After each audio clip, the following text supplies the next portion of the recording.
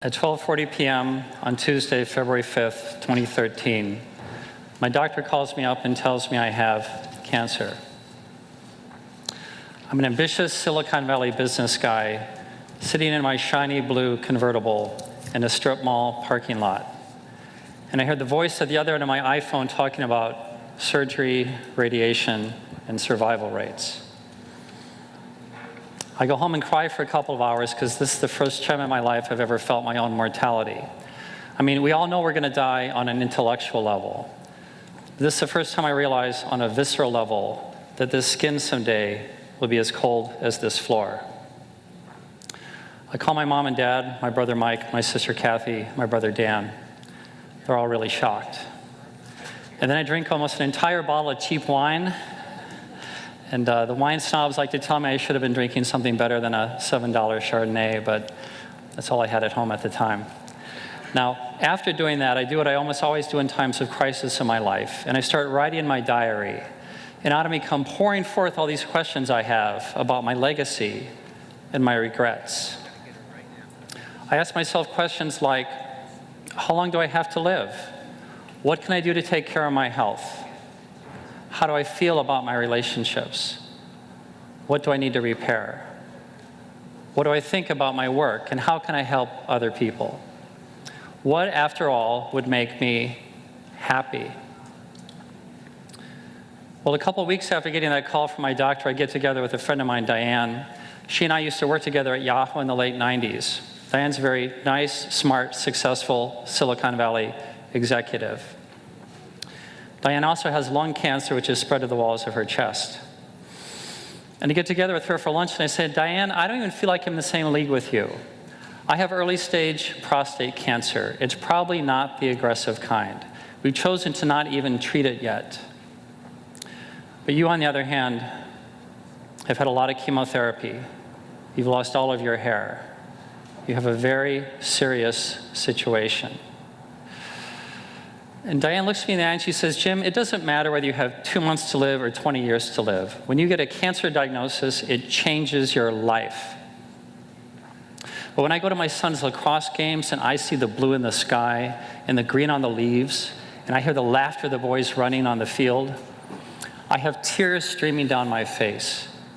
Tears just pouring down my face from just savoring the pure, simple, intense beauty of that moment.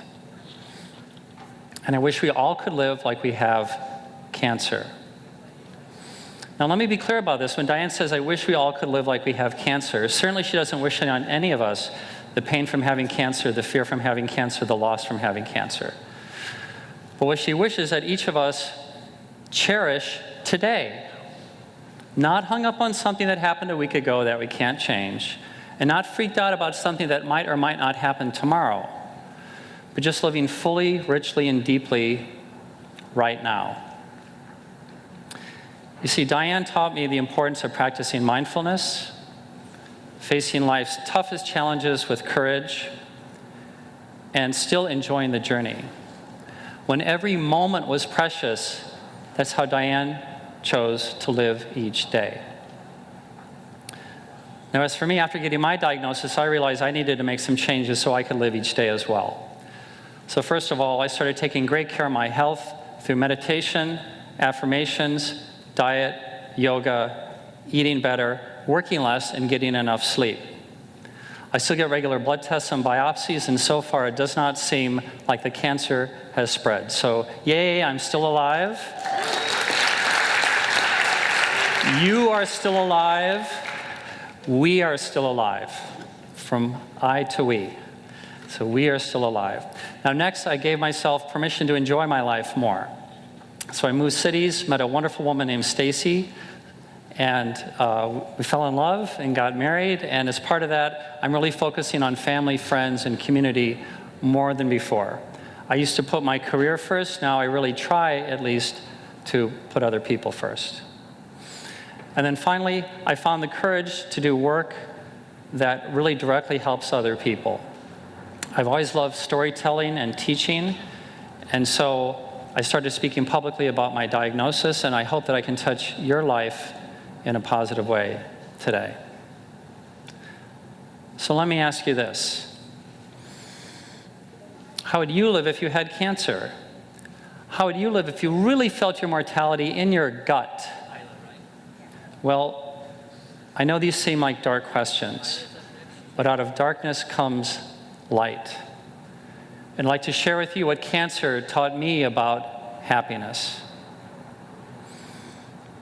I'm grateful that I received my cancer diagnosis because it forced me to practice mindfulness, embrace my mortality, and live each day. And I'd like to encourage you to live each day by taking great care of your health so you can be active and alert for many years.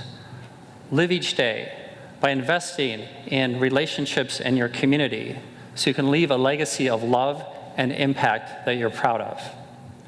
And live each day by doing work that you find meaningful, challenging, and fun so you look back with no regrets. Live each day and create your happiness. Thank you.